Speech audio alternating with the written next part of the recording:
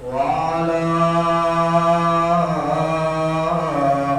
آله وأصحابه أجمعين. أما بعد فأعوذ بالله من الشيطان الرجيم. بسم الله الرحمن الرحيم. إن الله على كل شيء قدير. آمنت بالله صدق الله العظيم. إن الله وملائكته يصلون على النبي. يا أيها الذين آمنوا صلوا عليه وسلموا تسليما. الصلاة والسلام عليك يا سيدي يا رسول الله. الصلاة والسلام عليك يا سيدي يا حبيب الله. الصلاة والسلام عليك يا سيدي يا رحمة للعالمين. وعلى آلك وأصحابك يا سيدي يا حضرة محمد رسول الله صلى الله تعالى عليه وعلى آله وسلم.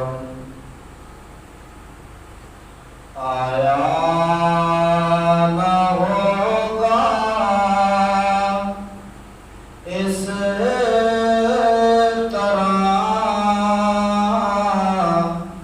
رنگ شباب ریت پر. آیا نہ ہوگا اس طرح رنگ شباب ریت پر. گلشن فاطمہ کے تھے سارے گلاب ریت پر. گلشن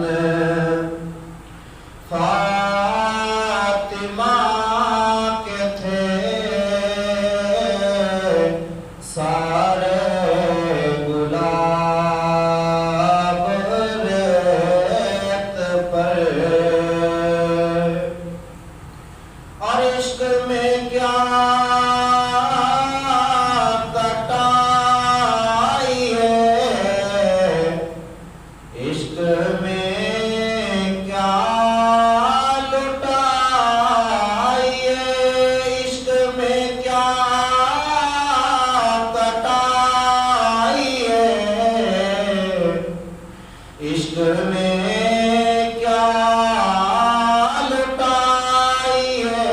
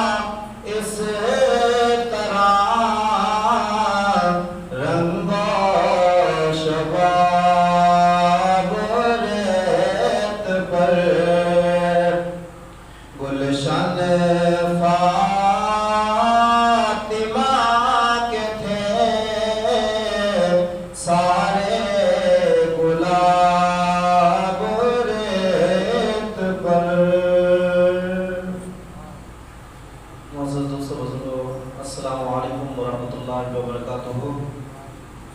الحمدللہ یہ ماہ محرم الحرام کا دوسرا جمعۃ المبارک ہے۔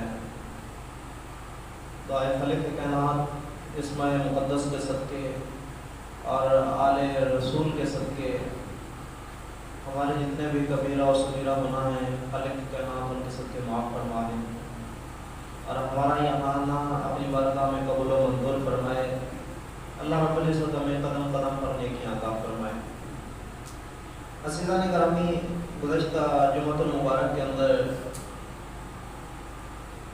بیان ہوا لیکن وہ درمیان ہی میں وقت کی قلت کی بنا پر رہ گیا، تو میرا یہ ارادہ ہے کہ جہاں پر چھوڑا تھا وہیں سے اس کو آگے چلایا جائے، اور جو چیزیں اب ضرورت ہیں اور جو چیزیں اب ضرورت کا حصہ بن چکی ہیں وہ آپ کے گوشت گزار کیا جائے۔ دعائے خالق کائنات مجھے ہر سچ بیان کرنے کی توفیق عطا فرمائے۔ عزیزان گرامی، ہم نے بات یہاں پر چھوڑی تھی کہ خالق کائنات نے حضرت موسیٰ علیہ السلام کو بھی پانی عطا فرما دیا ان کی قوم کے لیے، حضرت مریم علیہ السلام کو بھی پانی عطا کر دیا، اور حضرت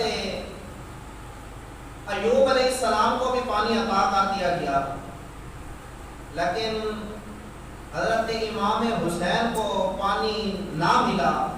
تو ہم نے یہ سوال کیا تھا کہ یا اللہ تو نے ان کو تو پانی دے دیا، تو یہ کربلا کے اندر علی اصغر بھی تھا، علی اکبر بھی تھا اور وہ محمد بھی تھے، یا اللہ تو وہاں پر پانی نہیں دے سکتا تھا؟ تو رب تعالیٰ نے فرمایا کہ پانی تو دینے پر قادر تھا، دے سکتا تھا، مگر وجہ یہ تھی کہ انہوں نے پانی مانگا تھا۔ کربلا کے جو شاہ سوار تھے انہوں نے پانی نہیں مانگا تھا، بلکہ انہوں نے یہ کہا تھا کہ یا اللہ کس طرح تو راضی ہوتا ہے، ہم تیری رضا کے اندر راضی ہیں۔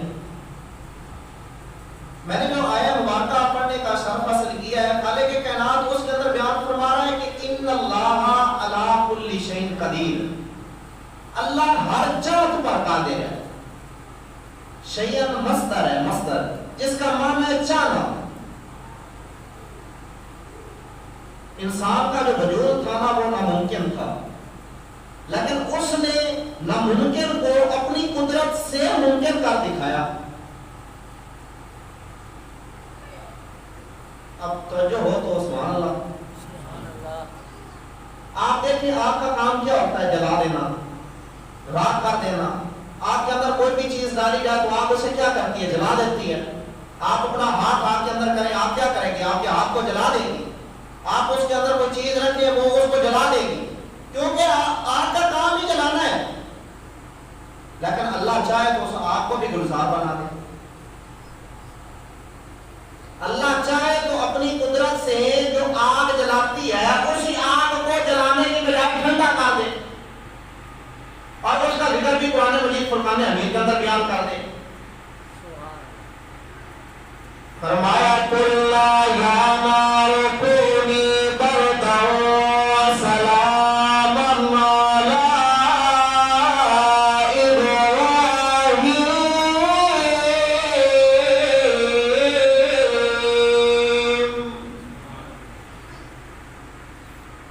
حضرت ابراہیم خلیل اللہ علیہ السلام نار نمرود کے اندر پھینکا جا رہا ہے، نار نمرود کے اندر آ رہے ہیں، میرے رب نے آپ کو کم فرمایا اے آگ قُلْ يَا نَارُ كُونِي بَرْدًا وَسَلَامًا عَلَىٰ إِبْرَاهِيمَ۔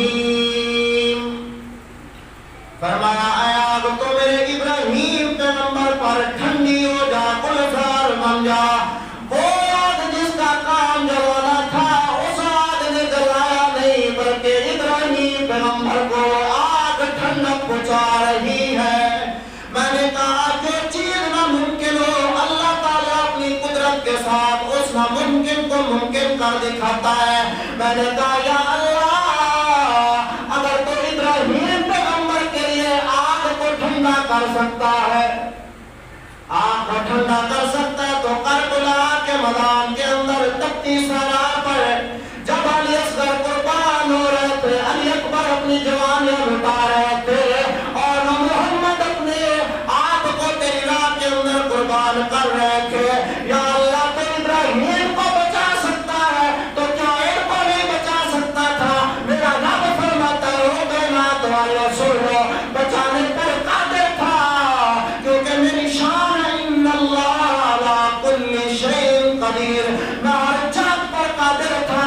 یا اللہ پھر تو نے بچایا کیوں نہیں؟ آواز قدرت آتی ہے او لوگوں میرے مصطفیٰ کا یہ جو کنبہ ہے میرے مصطفیٰ کا جو یہ گرام ہے یہ چاہتا تھا یا اللہ جس طرح تیری رضا ہے مصطفیٰ کے اس گرانے کی رضا تیری رضا کے اندر یا اللہ جیسے تو راضی ویسے ہم راضی کیونکہ میرا رب فرمایا ان اللہ علی کل شیء قدیر. میں تو ہر چیز پر قادر تھا. میں تو ہر ممکن کو ممکن بنانے والا ہوں. آپ دیکھیں چھری کا کام کیا ہے؟ کاٹنا. آپ کسی چیز کو اوپر چھری چلائیں چھری کا کام ہے کاٹنا تو کاٹ کر رکھ دے گی. لیکن وہی چھری حضرت ابراہیم خلیل اللہ علیہ السلام کے ہاتھ میں ہوتی ہے اور حضرت اسماعیل ذبیح اللہ علیہ السلام کے کنویں مبارک پر چلائی جاتی ہے. اور علماء کرام فرماتے ہیں یہاں پر کہ حضرت ابراہیم خلیل اللہ علیہ السلام نے ایک مرتبہ چھری نہیں چلائی 70 مرتبہ چلائی ہے. 70 مرتبہ چھری کو چلایا کنویں اسماعیل پر. جب چھری نے کاٹا نا تو زور سے چھری کو پتھر پر دے مارا. فرمانے لگے چھری تیرا کام ہے کاٹنا تو کاٹتی کیوں نہیں ہے؟ چھری نے اللہ کی بارگاہ میں عرض کی اللہ تیرا نبی مجھ سے پوچھ رہا ہے اب زبان عطا کر دے تاکہ تیرے نبی کو جواب دے دو. یا اللہ زبان عطا کر دے تیرے نبی کو جواب دے دو. اللہ تعالیٰ نے چھری کو زبان عطا کی اور چھری نے جواب دیا الخلیل یأمرنی بالقطع والجلیل ینہانی. چھری نے عرض کیا ہے پیارے ابراہیم پیغمبر مجھ پر ناراض مت ہوئیے. جلیل کا حکم ہے رب کا حکم ہے مت کاٹو. خلیل کہتا کاٹو. اب بتاؤ جلیل کی مانو یا خلیل کی مانو؟ میں اپنی مرضی سے نہیں چل رہی میں تو اس کی مرضی سے چل رہی ہوں. اس کی رضا یہ ہے کہ چھری تیرا کام تو ہے کاٹنا تو کاٹ دے.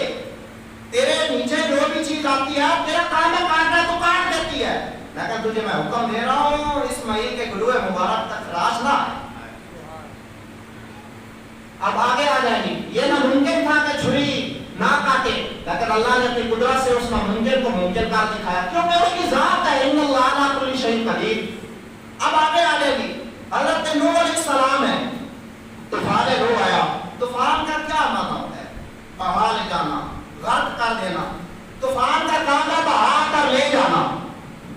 جب نوح طوفان آیا تو چاہیے تو یہ تھا کہ ہر چیز کو بہا کر لے جاتا لیکن آپ نے سنا ہوگا کہ اسی طوفان کے اندر نوح علیہ السلام کی کشتی مبارک محفوظ رہی. ہر چیز بہ گئی لیکن کشتی کو کچھ نہیں ہوا. یا اللہ ہر چیز کو بہا کر لے جانا طوفان کا کام ہے. تو نے ہر چیز کو بہا دیا لیکن نوح علیہ السلام کی کشتی مبارک کو محفوظ رکھا. میں نے کشتی مبارک اس لیے کہا کہ اس کی نسبت اب نبی سے ہو گئی. ہم تو نسبتوں کا بھی اب کو احترام کرتے ہیں. حضرت عمر رضی اللہ تعالیٰ عنہ تھے نا تو آپ کے جو صاحبزادے تھے حضرت عبداللہ ان کا نا ایک دن حضرت امام حسن رضی اللہ تعالیٰ عنہ سے جھگڑا ہوا کسی بات پہ. تو حضرت امام حسن فرمانے لگے چپ کر جا تو بھی ہمارا غلام ہے تیرا باپ ہمارے نانے کا غلام ہے. اب حضرت عمر وقت کے خلیفہ ہیں حکمران ہے وقت کے. بیٹے کو پتہ چلا ہمیں کہتا ہے کہ آپ ہمارے غلام ہیں. آپ بھاگا دوڑے باپ کی طرف. بابا جی آپ نے میری بات سنے. فرمایا کیا بات ہے؟ کہنے لگے آج حضرت حسن نے کہا کہ آپ بھی ہمارے غلام ہیں. آپ کا جو بابا ہے وہ میرے نانے کا غلام ہے. اتنے لوگوں کے اندر انہوں نے ہمیں غلام کہا ہے. آپ نے فرمایا اے عبداللہ سچ کہہ رہا ہے؟ جی بابا سچ کہہ رہا ہوں. فرمایا جلدی کر لکھوا کر لے آؤ. فرمایا جلدی کرو لکھوا کر لے آؤ. پھر کہا رک جاؤ. محبت نے دوبارہ نہ کیا تو بیٹے کو بھیجو. کہا میں بھی تیرے ساتھ چلتا چلو دونوں چلتے چل لکھوا کر آتے ہیں. دونوں چلتے ہیں چل کر لکھوا کر آتے ہیں کہ ہم آپ کے غلام ہیں اور آپ کے نانا کے بھی غلام ہیں. حضرت عبداللہ بن عمر بھی ساتھ حضرت عمر وہاں پر پہنچ گئے. आपने फरमाया प्यारे हसन आपने कहा कि ये भी आपका गुलाम है और मैं आपके नाना का गुलाम हूँ। आप फरमाने लगे जी आका है। आपने फरमाया लिख दो यहाँ पे। आपने फरमाया लिख देता लाओ। कहा दिया कि आपने लिख दिया कि ये मेरा गुलाम है, आप मेरे नाना के गुलाम है। हज़रत उमर रज़ियल्लाहु ताला वहाँ पर लोगों को कहा ऐ लोगों सुन लो, जब मैं इस दुनिया से जाऊंगा तो इसी चिट्ठी को मेरे कफन के अंदर रख देना। इस चिट्ठी को मेरे कफन के अंदर रख देना। लोगों ने कहा हुजूर इस चिट्ठी को रखने का फायदा क्या होगा? आपने फरमाया जब आएंगे ना मुझसे सवाल करने फरिश्ते तो मैं उनको और कुछ नहीं करूंगा, बस इतना कहूंगा और ये चिट्ठी उठाकर देख लो, मैं मुस्तफा की आले बैत का भी गुलाम हूं और मुस्तफा का भी गुलाम हूं। ये चिट्ठी ले लो, चिट्ठी को उठाकर देख लो, मैं तो आले बैत का भी गुलाम हूं और मोहम्मद मुस्तफा का भी गुलाम हूं। और फिर जब ये बात पता चली हजरत अली रज़ियल्लाहु ताला अन्हु को कि हजरत हसन ने ये कहा और हजरत उमर ने लिखवा दिया और लोगों को कहा कि जब मैं विशाल कर जाऊं तो मेरे कफन के अंदर ये चिट्ठी रख देना। हजरत अली रज़ियल्लाहु ताला अन्हु को पता चला, आपने सुना मस्जिद के अंदर आए लोगों को बुलाओ, इनाम करवा देंगे, कितना देंगे। हजरत मौला अली रज़ियल्लाहु ताला अन्हु आ गए मस्जिद के अंदर, लोग जमा हो गए। आप फरमाने लगे ओ लोगों सुन लो, ये तो उमर की मोहब्बत थी ना कि उमर ने कहा कि इस चिट्ठी को मेरे कफन के अंदर रख देना कि जब फरिश्ते आएंगे सवाल करेंगे कि बताओ तो कौन है, तो मैं ये चिट्ठी उठाकर उनको दिखाऊंगा, ये देखो मैं तो मोहम्मद अरबी का गुलाम हूँ और आले बैत का गुलाम हूँ। फरमाया ये तो उमर की मोहब्बत थी। आपने फरमाया जानते हो उमर कौन है? आपने फरमाया जानते हो उमर कौन है, हुजूर कौन है? आपने फरमाया मैंने रसूलुल्लाह से सुना है, हुजूर सल्लल्लाहु अलैहि वसल्लम ने फरमाया उमर जन्नत का चिराग है, उमर जन्नत का चिराग है। आज लोगों से सवाल करना चाहता हूँ जो हजरत अबू बकर सिद्दीक़ रज़ियल्लाहु ताला अन्हु और हजरत उमर फारूक रज़ियल्लाहु ताला अन्हु की ज़ात अक़दस पर तंज करते हैं, उनको बुरा भला कहते हैं, उनकी जनाब शान अक़दस के अंदर गुस्ताखियां करते हैं, उनसे पूछना चाहता हूँ आज हुसैन का नाम लेते हो, अली का नाम लेते हो और उमर पर भौंकते हो, हजरत अबू बकर सिद्दीक़ रज़ियल्लाहु ताला अन्हु की शान अक़दस में गुस्ताखियां करते हो। बताओ जिस अली का नाम लेते हो वो अली तो फरमा रहे हैं कि जो उमर है वो जन्नत का चिराग है, अगर जन्नत में जाना चिराग तो वहां पर उमर हो गए, बताओ तुम कहाँ जाओगे? और जिस रोशनी के अंदर तुमने जाना उस रोशनी का नाम उमर है, इसका मतलब है तुमने वहां जाना जहां अंधेरा होगा, वो तो वो रास्ता है। आज वक्त है, आज उनके गुलाम बन जाओ, आज उनके घर पर आ जाओ। ये तो बात बड़ा मकाम के मालिक है। तो मैं कह रहा था कि कश्ती जो कश्ती मुबारक थी, कश्ती मुबारक थी, उसको कुछ भी ना हुआ, हर चीज तूफान बहाकर ले गया लेकिन कश्ती को कुछ ना हुआ। या अल्लाह चाहिए तो ये था हर चीज बहा ले जाता, साथ में कश्ती को भी बहा ले जाता। अल्लाह फरमाता है कि ये नामुमकिन था, मैंने इसको मुमकिन कर दिखाया क्योंकि मेरी कुदरत है, इन्नल्लाह अला कुल्ली शैइन कदीर, हर चीज पर कादिर हूं, नामुमकिन को मुमकिन कर दिखाने वाला हूं। आगे आ रही हजरत अब्दुल मुत्तलिब रज़ियल्लाहु ताला अन्हु का दौर अक़दस है और तब अबरा ने हाथियों को लेकर काबतुल्लाह को गिराना चाहा तो अल्लाह रब्बुल इज्जत ने सबसे छोटे परिंदे से सबसे बड़े जानवर को मरवाया। अब अबाबिलों के जरिए हाथियों को मरवाया जा रहा है। अब ये अकल में बात समझ नहीं आती है कि अबाबिल जो है वो हाथियों को मार सकते हैं क्योंकि हाथी जो सामान के अंदर भी बढ़ा वैसे भी बढ़ा जानवर है, तो समझ में नहीं आता है। अल्लाह फरमाता है ये नामुमकिन था कि अबाबिल उनको मारे, ये नामुमकिन था। फरमाया इस नामुमकिन को मैंने अपनी कुदरत से मुमकिन कर दिखाया।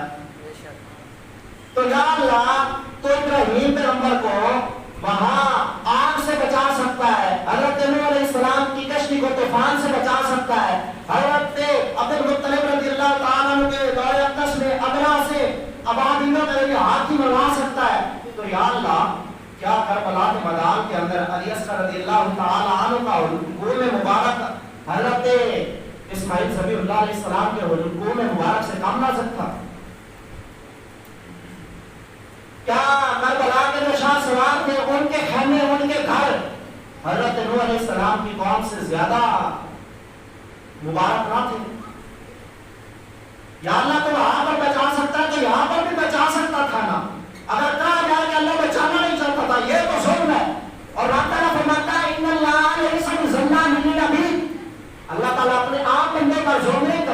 تو جب وہ عام بندے پر ظلم نہیں کرتا ہے تو وہ آل مستفیدی پر کیسے ظلم کر سکتا ہے؟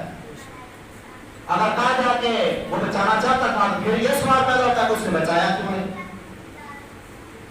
اگر کہا جائے کہ وہ بچانا چاہتا تھا تو پھر اس نے بچایا کیوں نہیں؟ یا اللہ وہاں پر تو نے اسماعیل ذبیح اللہ علیہ السلام کے گلوئے مبارک کو بچا لیا، علی اصغر کے گلوئے مبارک کو بچا سکتا تھا، اور محمد کے گلوئے مبارک کو بچا سکتا تھا، ابراہیم محمد کے گلوئے مبارک کو بچا سکتا تھا، یا میں تمہیں بچایا کیوں نہیں؟ کعبۃ اللہ میں تو بچا سکتا تھا، اور کعبۃ اللہ کے بارے میں میرے نبی فرماتے ہیں والذی نفس محمد بیدہ لحرمۃ المؤمن اعظم عند اللہ حرمۃ منک۔ حضور صلی اللہ تعالیٰ علیہ وسلم نے کعبۃ اللہ کو مخاطب کر کے فرمایا کعبۃ اللہ تیری بہت بڑی شان ہے، تیری اتنی شان ہے، تیرا کوئی چکر لگائے طواف کرے تو اس کے گناہ مٹ جاتے ہیں، وہ گناہوں سے پاک و صاف ہو جاتا ہے، اس کے بدن پر کوئی گناہ رہتا نہیں ہے۔ اور حضور صلی اللہ علیہ وسلم کے دوسری حدیث پاکہ کے اندر یہ ہے، آپ نے فرمایا جو کعبۃ اللہ کا چکر لگاتا ہے وہ گناہوں سے ایسے پاک ہو جاتا ہے جیسے ابھی پیدا ہوا ہو، اتنی شان ہے۔ فرمایا کعبۃ اللہ سن والذی نفس محمد بیدہ لحرمۃ المؤمن اعظم عند اللہ حرمۃ منک۔ فرمایا کعبۃ اللہ قسم ہے مجھے اس ذات کی جس کے قبضہ قدرت کے اندر مجھ محمد کی جان ہے۔ فرمایا تجھ سے بڑھ کر میرے مومن بندے کی شان زیادہ ہے، تجھ سے بڑھ کر میرے مومن بندے کی شان زیادہ ہے۔ کیوں؟ فرمایا کعبۃ اللہ تو وہ ہے نا جس کے پاس جاؤ تب گناہ معاف ہوتے ہیں، تب بندہ گناہ سے پاک و صاف ہوتا ہے۔ فرمایا میرے مومن بندے کی نظر کا یہ کمال ہوتا ہے، جس گناہ گار پر پڑتی ہے فوراً ان کو گناہ سے مغفور کر کے اسے فوراً اللہ کے بھیتر میں لگا دیتا ہے۔ یہ فرق ہے، کعبۃ اللہ کے پاس جانا پڑتا ہے، مومن کی نظر کا یہ کمال ہے، مومن جس پہ نظر ڈالتا ہے اس گناہ گار کے دل پہ اللہ اللہ کا ذکر جاری ہو جاتا ہے، جب اللہ اللہ کا ذکر جاری ہو جاتا ہے پھر وہ گناہوں سے محفوظ ہو جاتا ہے۔ اس لیے فرمایا کہ تو سے بڑھ کر میرے مومن بندے کی شان زیادہ ہے۔ یا اللہ کعبۃ اللہ کی اتنی شان تو مومن بندے کی اس سے بھی زیادہ شان، تو جو مومنوں کے سردار ہے یا اللہ تو ان کو بچانے پر قادر نہ تھا؟ اللہ تعالیٰ فرماتا ہے قادر تھا۔ رب تعالیٰ نے فرمایا تمہیں مسئلہ سمجھ نہیں آیا، میں نے قرآن مجید فرقان حمید کے اندر بیان فرمایا لا یکلف اللہ نفسا الا وسعها، رب تعالیٰ کسی بھی جان کو اس کی وسعت سے بڑھ تکلیف نہیں دیتا، جتنی اس کے اندر طاقت ہو ہمت ہو اتنی تکلیف آتی ہے، اس سے زیادہ اس کو تکلیف نہیں آتی ہے۔ آپ نے فرمایا اگر میں حضرت اسماعیل ذبیح اللہ علیہ السلام کو وہاں پر قربان کر دیتا تو میں نے حکم دیا فاتبعوا ملت ابراہیم حنیفا، کہ تم ملت ابراہیمی کی اتباع کرے جو ہر باطل سے الگ تھلگ ہے، تو تمہیں ہر سال اپنا بیٹا قربان کرنا پڑتا،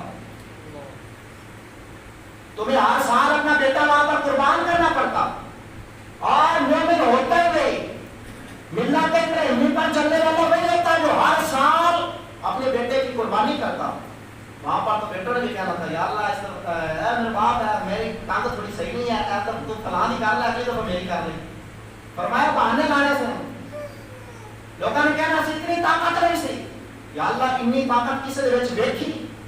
رب تعالیٰ نے فرمایا ہاں میں طاقت دیکھی۔ یا اللہ کس کے اندر اتنی طاقت تھی کہ جس کا سارا کنبہ کربلا کے تپے سہارا پر قربان ہو رہا ہے؟ فرمایا ہاں ہاں دیکھیے طاقت۔ یا اللہ وہ کون سے لوگ ہیں؟ فرمایا وہ محمد کے گھرانے والے ہیں جو تپے سہارا پر کبھی آل محمد کو قربان کرتے ہیں، جو تپے سہارا پر علی اکبر کو قربان کرتے ہیں، جو تپے سہارا پر علی اصغر کو قربان کرتے ہیں، جو تپے سہارا پر غازی عباس کو قربان کرتے ہیں، جو تپے سہارا پر جنگیوں کے سردار حضرت امام حسین کو قربان کرتے ہیں اور یہی سلام کرتے ہیں۔ یہ جان تو جا سکتی ہے پر محمد رسول اللہ کے دین کا دامن نہیں چھوڑا جا سکتا، یہ جان جا سکتی ہے پر محمد رسول اللہ کے دامن کو نہیں چھوڑا جا سکتا ہے۔ فرمایا اتنی اگر میں نے طاقت دیکھی ہے تو وہ صرف اور صرف محمد کے گھرانے والوں میں دیکھی ہے۔ اور پھر آگے آ جائے گی کہ یہ ڈرامہ کیسا ہے، سامنے علی اکبر بھی قربان ہو رہے ہیں، علی اصغر بھی قربان ہو رہے ہیں، اور محمد بھی قربان ہو رہے ہیں، یہ گھرانہ کتنا مقدس گھرانہ ہے۔ حضرت ابراہیم خلیل اللہ علیہ السلام جب اسماعیل علیہ السلام کو ذبح کرنے لگے نا تو آنکھوں پر پٹی باندھ لی، آنکھوں پر پٹی باندھ لی. باپ بھی نبی ہے بیٹا بھی نبی ہے، آنکھوں پر پٹی باندھ لی. حضرت یعقوب علیہ السلام ہے، جناب یوسف علیہ السلام جدا ہو گیا، 40 سال کا عرصہ گزر گیا. قرآن بیان کر رہا باب یبتت عیناہ من الحزن فہو قصیر. قرآن بیان کر رہا ہے کہ رو رو رو رو کر ان کی جدائی میں ان کی آنکھیں سفید ہو گئی. حضرت یوسف علیہ السلام کی جدائی میں آنکھیں سفید ہو گئی، 40 سال کا عرصہ گزر گیا. آگے دیکھ لے حضرت نوح علیہ السلام ہے، جب طوفان آیا غرق ہونے لگی ہر چیز، تو آپ کا بیٹا بھی ان کے اندر شامل تھا.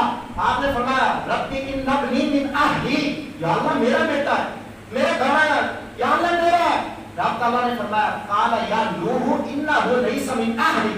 رب تعالیٰ نے فرمایا اے پیارے نوح، جس کو تو اپنا کہہ رہا نا یہ اپنا نہیں ہے، یہ تو تیری آل میں سے نہیں ہے، یہ تو تیری آل میں سے نہیں ہے. ادھر دیکھیں جی باپ بھی نبی ہے بیٹا بھی نبی ہے، پھر حضرت یعقوب علیہ السلام بھی نبی بیٹا بھی نبی ہے، حضرت یوسف علیہ السلام، ادھر حضرت نوح علیہ السلام ہے وہ بھی نبی ہے. یہاں کربلا کا میدان نبی نہیں ہے، یہاں کربلا کا میدان نبی نہیں ہے، نبی کا نواسہ ہے. لیکن آنکھوں پر پٹی بھی نہیں باندھی، آنکھوں پر پٹی بھی نہیں باندھی ہے، اور نہ یہ کہا کہ ہائے میرا بیٹا. علی اصغر علی اکبر آن محمد جب شہید ہو رہے ہوں تو کہا بھائی میرا بیٹا، نہ یہ بھی نہ کہا. علی اصغر بھی قربان ہو رہے ہیں، علی اکبر بھی قربان ہو رہے ہیں، سب قربان ہو رہے ہیں، لیکن ہائے بیٹے کی آواز نہیں آئی. آنکھوں پر پٹی بھی نہیں باندھتے ہیں، اور نہ ہی ان کے کان میں ان کے آنکھیں جو ہیں وہ بنائی گئی، صحیح سلامت ہے. اللہ تعالیٰ فرماتا ہے تم نے دیکھنا ہے صبر و قوت، ادھر کربلا کے میدان کے اندر دیکھ لو. تم نے طاقت دیکھ لی کربلا کے میدان کے اندر دیکھ لو، تم نے پاور دیکھ لی کربلا کے میدان کے اندر دیکھ لو. یا اللہ یہ اتنی طاقت و قوت آئی کہاں سے؟ اللہ تعالیٰ فرماتا ہے یہ میرے محمد کی محبت سے آئی ہے، یہ میرے محمد کی محبت سے آئی ہے.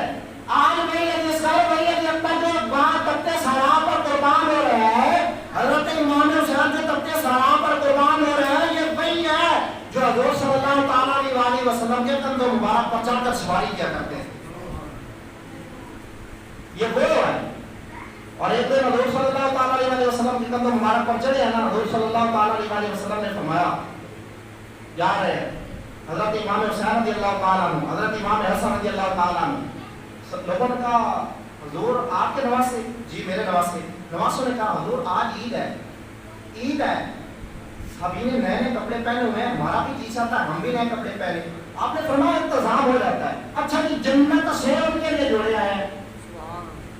اب یہ میں بات کرنے لگا ہوں، یہ بھی کربلا کی ترجمانی کر رہی ہے، میں اس موضوع سے ہٹا نہیں ہوں، وہی بات ہے. آپ دیکھیں گے نتیجہ نکلے گا تو انشاءاللہ آپ کو سرور آئے گا. وہی ہے. آپ نے فرمایا کپڑوں کا انتظام ہو جاتا ہے. جنت سے کپڑے آ گئے جی، ایک سرخ جوڑا ہے ایک سبز جوڑا ہے، ایک سرخ جوڑا ہے ایک سبز جوڑا ہے، 2 سوٹ آ گئے ہیں. آپ نے فرمایا حضرت فاطمہ رضی اللہ تعالیٰ عنہ جاؤ وہاں پر کپڑے آئے پڑے ہیں ان کو اٹھا کر لے آؤ، وہاں پر کپڑے آئے پڑے ہیں وہاں پر اٹھا کر ادھر لے آؤ. حضرت فاطمہ رضی اللہ تعالیٰ عنہ نہیں ہے، آپ واپس آ گئے. حضور نے فرمایا کپڑے نہیں ملے. یا رسول اللہ آپ جانتے نہیں ہیں میں نے آج تک کسی غیر مارا کو دیکھا نہیں ہے، وہاں پر ایک بندہ بیٹھا ہے. حضور نے فرمایا کون تھا؟ آپ فرمانے لگے یا رسول اللہ بتاؤں تو تب نہ جب میں نے دیکھا ہو، بتاؤں تو تب کون تھا جب میں نے دیکھا ہو، میں نے تو دیکھا نہیں، میں تو واپس آ گئی ہوں، غیر محرم تھا. حضور نے فرمایا وہ فرشی نہیں ورشی تھا، جس کو تو دیکھ کر آئی ہے نا وہ فرشی نہیں ہے ورشی ہے. حضور صلی اللہ تعالیٰ علیہ وسلم نے فرمایا وہ جبرائیل علیہ السلام ہے، وہ جبرائیل علیہ السلام اپنے بچوں کے لیے جنت سے جوڑے لے کر آئے ہیں. اچھا جی حضور صلی اللہ تعالیٰ علیہ وسلم کے پاس وہ جوڑے آ گئے. جب آئے نا تو حضرت امام حسن رضی اللہ تعالیٰ عنہ کو سبز جوڑا دیا گیا، حضرت امام حسین کو سرخ جوڑا دیا گیا. اب لوگوں نے پوچھا یا رسول اللہ صلی اللہ تعالیٰ علیہ وسلم ایک کو سبز ایک کو سرخ ایک طرح کے ہوتے، دونوں آپ کے نواسے ایک طرح کے جوڑے ہوتے، الگ الگ کیوں ہے؟ ان کا باپ ایک ہے، ان کا نانا ایک ہے، ان کی ماں ایک ہے. چاہیے تو یہ تھا ان کے رنگ بھی ایک کیسے ہوتے، دونوں کے ایک طرح کے ہوتے. آج بھی آپ نے دیکھا ہوگا جن کے بچے ہوتے ہیں نا تو وہ اپنے بچوں کے لیے جب سونا وغیرہ خریدتے ہیں یا جوتیاں خریدتے ہیں تو ایک کیسے رہتے ہیں؟ وہ کہتے ہیں کہ یہ نہ ہوتا ہے کہ میری زیادہ اچھی ہوتا ہے، میری زیادہ تو آپ کہتا نا میں اپنے بیٹے کے لیے ایک جیسا لے جاؤں گا، وہ بھی کہے گا کہ اس جیسا میرا اس جیسا، ان کے درمیان یہ نہیں ہوگا کہ وہ کہے گا میرا زیادہ خوبصورت ہے۔ باپ کی یہ محبت کرانا کرتی ہے کہ دونوں کی چیزیں ایک جیسی ہوں، دونوں ایک طرح کے ہوں۔ تو سوال تو ہو گیا ایک جیسے ہوتے ہیں الگ الگ کیوں ہے؟ حضور صلی اللہ تعالیٰ علیہ وسلم نے فرمایا ایک وہ ہوگا جس کو زہر دے کر شہید کیا جائے گا، ایک وہ ہوگا جس کو تخت صحرا کے اندر شہید کیا جائے گا۔ فرمایا جس کو سبز جوڑا پہنایا ان کو لوگ زہر دیں گے، ان کو لوگ زہر دیں گے، یہ زہر کے ساتھ شہید ہوگا۔ اور جن کو سرخ دیا گیا فرمایا یہ کربلا کے تخت صحرا پر ان کو شہید کیا جائے گا اور ان کے خون کے اندر لوگ اپنے ہاتھوں کو ملائیں گے۔ حضور صلی اللہ تعالیٰ علیہ وسلم نے اپنے قدم مبارک پر ان کو بٹھایا، حضور صلی اللہ تعالیٰ علیہ وسلم چلے ہیں باہر۔ صحابہ کرام نے جب دیکھا نا کہ حضور آ رہے ہیں تو حضرت امام حسین رضی اللہ تعالیٰ عنہ کہنے لگے نانا جی سواری بھی ہونی چاہیے، جا رہے ہیں سواری بھی ہو کوئی پتہ چلے محمد مصطفیٰ کے نواز سے آ رہے ہیں۔ حضور نے فرمایا جنت کے تم سردار ہو، جنتی لوگ ہو، ہونا تو یہ چاہیے کہ تمہاری سواری جنتی ہو، اور اگر تجھے جنت کی سواری دے دیں تو بدر والوں کو بھی جنتی گھوڑے دیے جائیں گے، اوٹ والوں کو بھی گھوڑے دیے جائیں گے، وہ بھی گھوڑے پر سواری کریں گے، تو تیرے اور ان کے درمیان کوئی فرق نہیں رہے گا، سواری ایسی ہو کہ تمہاری الگ ہو ان کی الگ ہو۔ جی نانا جی ایسا ہو رہا ہے تو سبحان اللہ۔ آپ نے فرمایا آؤ پھر میرے کندھے پر بیٹھ جاؤ، فرمایا سواری چاہتے ہو نا الگ قسم کی ہو تو آؤ میرے کندھوں پر بیٹھ جاؤ۔ حضرت حضور صلی اللہ تعالیٰ علیہ وسلم نے اپنے کندھوں پر بٹھا لیا۔ اب یہ سواری ہے، یہ سوار ہے، حضور سواری ہے، حضرت امام حسین سوار ہے۔ جب بیٹھتے ہیں اوپر یا رسول اللہ جب سواری پر بیٹھتے ہیں نیچے ذہن بھی ہوتی ہے جس کو کانٹھی کہتے ہیں، وہ ذہن بھی ہوتی ہے۔ حضور نے فرمایا یہ میری کملی والی چادر جو ہے نا مزمل والی جو چادر ہے اس کو آج زین بنا لو، اس چادر کو اتار لو، جو رکھو اس کے اوپر بیٹھ جاؤ، یہ زین بن گئے۔ اچھا نانا جی جب ہم گھوڑے کی کوئی سواری کرتے ہیں نا تو اس کی مہاریں بھی ہوتی ہیں، اس کی مہاریں بھی ہوتی ہے۔ حضور صلی اللہ تعالیٰ علیہ وسلم نے فرمایا او میرے نواسو یہ میری زلفوں کو پکڑ لو، فرمایا میری زلفوں کو پکڑ لو۔ اب انہوں نے زلفوں کو پکڑا اوپر بیٹھے ہیں، یہ جا رہے ہیں۔ صحابہ کرام نے منظر دیکھا نا، حضرت امام حسین بیٹھے ہوئے کہنے لگے کیا سواری ہے، کہنے لگے کیا سواری ہے۔ حضور صلی اللہ تعالیٰ علیہ وسلم نے صحابہ کی طرف دیکھا اور فرمایا تم سواری کو دیکھ رہے ہو تمہیں سوار نظر نہیں آ رہا؟ فرمایا سواری پر تمہاری نظر پڑ گئی، سوار تو دیکھو وہ کون ہے؟ فرمایا سواری محمد مصطفیٰ ہے، تو جو سوار ہے وہ جنتی نوجوانوں کا سردار ہے، وہ جنتی نوجوانوں کا سردار ہے۔ حضرت امام حسین رضی اللہ تعالیٰ عنہ گئے، کربلا کا تپتا میدان ہے، اور حضرت امام حسین رضی اللہ تعالیٰ عنہ نے سب سے پہلے صحابہ کرام کے ساتھ مشورہ کیا ہے کہ کربلا کے تپتے میدان جو ہے اس پر جانا چاہیے یا نہیں جانا چاہیے، تمہاری کیا رائے ہے؟ یہاں پر ایک میں مسئلہ بیان کروں گا، آپ توجہ رکھیں گے۔ حضرت امام حسین رضی اللہ تعالیٰ نے جب مشورہ کیا نا اپنے احباب کے ساتھ تو اس کے اندر صحابہ کرام بھی موجود تھے اس مشورہ کے اندر کہ کوفہ والوں کے خط آئے ہیں، ان کے خط کا کیا جواب دینا ہے، جانا چاہیے یا نہیں جانا چاہیے۔ تو حضور صلی اللہ تعالیٰ علیہ وسلم کے اس نواسہ نے حضرت امام مسلم بن عقیل رضی اللہ تعالیٰ عنہ کا انتخاب کیا، صحابہ میں سے کسی کو نہیں بھیجا، حضرت مسلم بن عقیل کو بھیجا۔ کیوں بھیجا؟ ان کو پتا تھا کہ 1400 سال کے بعد لوگ ایسے بھی ہوں گے جو ان پر طنز کریں گے، اگر صحابی وہاں پر شہید ہو جاتا، حضرت امام مسلم بن عقیل پہلے گئے، یہ سب سے پہلے شہید ہونے والے ہیں، حضرت امام مسلم بن عقیل یہ سب سے پہلے شہادت پانے والے ہیں۔ آپ گئے، آپ صحابی رسول نہیں تھے، آپ گئے وہاں پر، جب آپ وہاں پر گئے نا تو آپ نے وہاں کے حالات دیکھے، آپ نے پیچھے خط بھیج دیا کہ آ جائے یہاں پر کوفی تو بیعت کر رہے ہیں۔ پہلے دن کوفی نے 40,000 بندے نے بیعت کی تھی آپ کے ہاتھ پر، حضرت مسلم بن عقیل کے ہاتھ پر 40,000 بندے۔ جب دوسرا دن آیا تو یہ تعداد اور بڑھ گئی اور لوگوں نے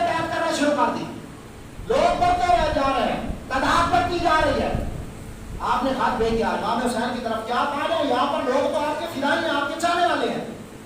ادھر حضرت امام مسلم بن عقیل رضی اللہ تعالیٰ نے خط بھیجا، ادھر سے ابن زیاد نے آ کر وہاں کی گورنر بھی سنبھال لی، اور جب گورنر سنبھالی تو یہ بڑا مکار شخص تھا، بڑا پلید شخص تھا، مکار تھا، ایک نمبر کا مکار تھا۔ اس نے آتے ہی ان لوگوں کو کہا کہ تم اگر اپنی بقا چاہتے ہو، اپنی جانیں بچانا چاہتے ہو تو جو تم نے بیعت کیا اس بیعت کو توڑ دو، ورنہ تمہاری جانیں لے لی جائیں گی، تمہیں قتل کر دیا جائے گا۔ لوگ ڈر گئے۔ حضرت امام مسلم بن عقیل نے دوسرے دن پھر فتویٰ دیا، آپ نے فرمایا تم لوگوں کو کیا ہو گیا ہے؟ کل تم میرے ہاتھ پر بیعت کر رہے تھے، آج تم نے اس بیعت کو توڑ دیا ہے، کیا تم بھول گئے ہو کل والا وعدہ؟ جب امام مسلم بن عقیل رضی اللہ تعالیٰ نے فتویٰ دیا نا تو لوگوں کے اندر پھر جوش آیا، وعدہ کر رہے کہ ہم آپ کے ساتھ ہیں، ہم آپ کو چھوڑ کر نہیں جائیں گے۔ جب ابن زیاد کو پتہ چلا کہ امام مسلم بن عقیل نے پھر ان کے اندر روح پھونک دیا ہے اور ان کے ایمان پھر مضبوط ہو گئے، تو اس نے کہا ابن زیاد آ گیا پھر میدان کے اندر، کیا لگا لوگوں میں نے پہلے بھی تم کو منع کیا ہے کہ مسلم بن عقیل کی بات کو توڑ دو اگر بتا چاہتے ہو تو، لیکن تم نے پھر ان کی بات کو پکا کر لیا، تم نے پھر ان کی بات کر لی ہے، مار دیا جاؤ گے۔ لوگوں نے بیعت توڑنا شروع کر دی اور یہاں تک کہ امام مسلم بن عقیل کو قتل کر دیا گیا اور اتنی دردناک سزا دی گئی کہ اوپر والی بلڈنگ پر لے جا کر آپ کے لاش دوبارہ کو نیچے گرا دیا گیا۔ سب سے پہلے شہید ہونے والے حضرت مسلم بن عقیل رضی اللہ تعالیٰ عنہ، اور حضور صلی اللہ تعالیٰ علیہ وسلم کے اس غلام نے پیچھے خط بھیجا، اس خط کی بنا پر حضرت امام حسین رضی اللہ تعالیٰ وہاں سے لشکر لے کر آئے، وہاں سے پھر چلے ہیں اور وہاں چلتے چلتے کربلا کے میدان میں پہنچے، کیونکہ تب تو رابطے تھے نہیں کہ ایک بات یہاں سے ہو وہاں تک پہنچ جائے، یہاں پر بات ہو رہی ہے وہاں پتہ چل جائے، ایسا تو تب ماحول نہیں تھا، لوگ خط بھیجا کرتے تھے، خط جایا کرتے تھے تو لیٹ ہو جایا کرتی تھی، تو حضرت امام حسین رضی اللہ تعالیٰ اس خط کی بنا پر وہاں سے چل دیے اور کربلا کے میدان کے اندر پہنچ جائے۔ انشاءاللہ اگلا جو حصہ ہے وہ پھر بیان کریں گے، وقت کی قلت کی بنا پر دعا کرتے ہیں خالق کائنات ہمارا جو پڑھا ہے اور آپ کا جو سنا اپنے مقام میں